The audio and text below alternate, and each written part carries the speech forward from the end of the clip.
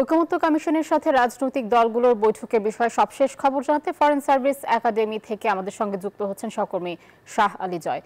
জয়, আজকের সংলাপে কি বিষয়ে আলোচনা হতে পারে এবং সবশেষ কি খবর আছে আপনার কাছে জানাবেন?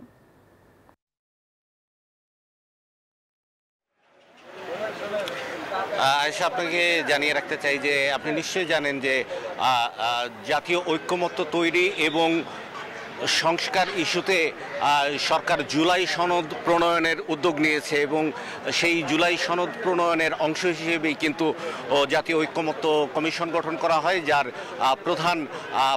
প্রধান উপদেষ্টা অধ্যাপক ইউনূস নিজে। এবং সেই কমিশন কিন্তু ইতোমধ্যেই 33টি রাজনৈতিক দলের সঙ্গে প্রথম দফায় আলোচনা করেছে এবং দ্বিতীয় দফার আলোচনা আজ শুরু হবে। আপনাকে জানিয়ে রাখতে চাই যে প্রথম দফার আলোচনায় ঐক্যমত্য কমিশনের পক্ষ থেকে রাজনৈতিক দলগুলোকে সংস্কারের সুপারিশ সম্বলিত 166টি প্রশ্ন স্প্রেডশিট আকারে দেওয়া হয়। সেই স্প্রেডশিটে যেই বিষয়গুলোতে ঐক্যমত্য হয়েছে তার বাইরে যেসব বিষয়ে ঐক্যমত্য হয়নি সেই জায়গাগুলোতে কি করে ঐক্যমত্যে আসা যায় এবং কোন কোন বিষয়ে সরকার কোনো দিক নির্দেশনা আছে কিনা কিংবা রাজনৈতিক দলগুলোর কোনো পরামর্শ আছে কিনা সেই বিষয় নিয়েই আসলে মূলত আজকের এই দ্বিতীয় দফার আলোচনা। আপনাকে জানিয়ে রাখতে চাই যে এই যে আনুষ্ঠানিক বৈঠকটি শুরু হওয়ার কথা ছিল সেটি অল্প কিছুক্ষণের মধ্যেই শুরু হবে এবং যে কোনো মুহূর্তে অন্তর্বর্তীকালীন সরকারের প্রধান উপদেষ্টা এবং ঐক্যমত্য কমিশনের প্রধান ডক্টর মোহাম্মদ ইউনূস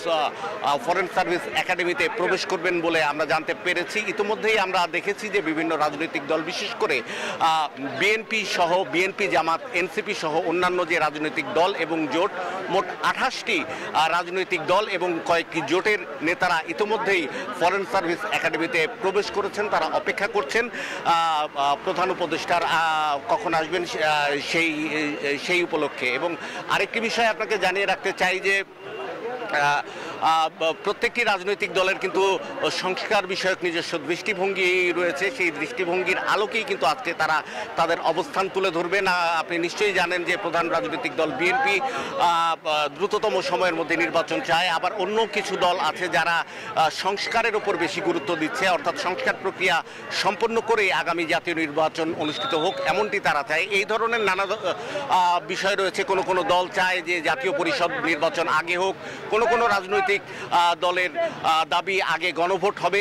সকল বিষয়কে আসলে সমন্বয় করে দ্বিতীয় ধাপের আলোচনা, যেটি সেই দ্বিতীয় ধাপের আলোচনা আজ শুরু হবে। এবং আপনাকে জানিয়ে রাখি, কাল থেকে আজ যেমন প্রত্যেকটি রাজনৈতিক দল অংশগ্রহণ করছে, আগামীকাল থেকে কিন্তু একটি রাজনৈতিক দল, নির্দিষ্ট রাজনৈতিক দল কিন্তু এই আলোচনায় অংশগ্রহণ করবে। তো আমরা অপেক্ষায় রয়েছি যে প্রধান উপদেষ্টা কখন এই ফরেন সার্ভিস একাডেমিতে এসে প্রবেশ করেন। এবং আমরা জানতে পেরেছি যে তিনি ইতিমধ্যেই যমুনা থেকে ফরেন সার্ভিস একাডেমির উদ্দেশ্যে রওনা হয়েছেন। তার গাড়িবহর যে কোনো মুহূর্তে ফরেন সার্ভিস একাডেমিতে প্রবেশ করবে বলে আমরা জানতে পেরেছি। তো আয়েশা, আপনি নিশ্চয়ই দেখতে পাচ্ছেন যে প্রধান উপদেষ্টাকে বহনকারী যে গাড়িবহরটি সেটি ধীরে ধীরে এগিয়ে আসছে এবং ফরেন সার্ভিস একাডেমিতে সেটি প্রবেশ করছে এবং তার কিছুক্ষণের মধ্যেই কিন্তু আনুষ্ঠানিকভাবে এই বৈঠকটি শুরু হবে, যেখানে রাজনৈতিক দলগুলো তাদের দৃষ্টিভঙ্গি, তাদের অবস্থান সেখানে তুলে ধরবেন। আসলে কোন বিষয়গুলোকে আগে বেশি গুরুত্ব দেওয়া হবে, আগে কি নির্বাচনে রোডম্যাপ ঘোষণা হবে নাকি সংস্কার এবং বিচার যে কর্মকাণ্ড চলছে সেটি আগে শেষ করা হবে, এরকম নানা ধরনের ইকুয়েশন কিন্তু রয়েছে, নানা ধরনের সমীকরণ রয়েছে। সেই সমীকরণগুলোর একটি সমন্বয়ের শুরু কিন্তু আজকের এই দ্বিতীয় ধাপের যেই সভাটি শুরু হচ্ছে সেই সভার মাধ্যমে হবে। আপনাকে আগেও যেমনটি বলেছি যে 28টি রাজনৈতিক দল এবং কয়েকটি রাজনৈতিক জোট আজকের এই বৈঠকে অংশগ্রহণ করছেন এবং আমরা আজ বিকেল 4টার আগেই কিন্তু দেখতে পেয়েছি যে প্রধান রাজনৈতিক দল বিএনপি এবং জামায়াতের শীর্ষ নেতারা ইতিমধ্যেই প্রবেশ করেছেন। এছাড়াও অন্যান্য যেসব দল রয়েছে বিপ্লবী ওয়ার্কার্স পার্টি কিংবা গণতন্ত্র মঞ্চের যেই দলগুলো রয়েছে সেই দলগুলোকে আমরা দেখেছি জোনায়েদ সাকি সহ অন্যান্য রাজনৈতিক নেতৃবৃন্দ ইতিমধ্যেই প্রবেশ করেছেন এবং এই 5ই আগস্টের যেই গণ অভ্যুত্থান সেই গণ অভ্যুত্থান থেকে উঠে আসা দল এনসিপি তাদের কেন্দ্রীয় নেতারাও কিন্তু ইতিমধ্যে এই বৈঠক উপলক্ষে তারা ফরেন সার্ভিস একাডেমিতে এসেছেন।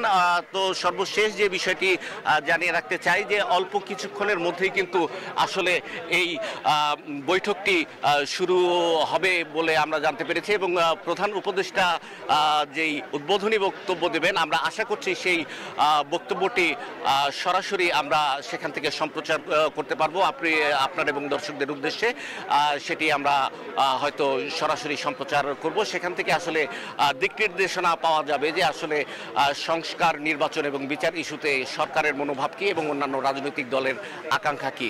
তো মোটামুটি এই ছিল আসলে আমার কাছে ফরেন সার্ভিস একাডেমি থেকে সর্বশেষ তথ্য।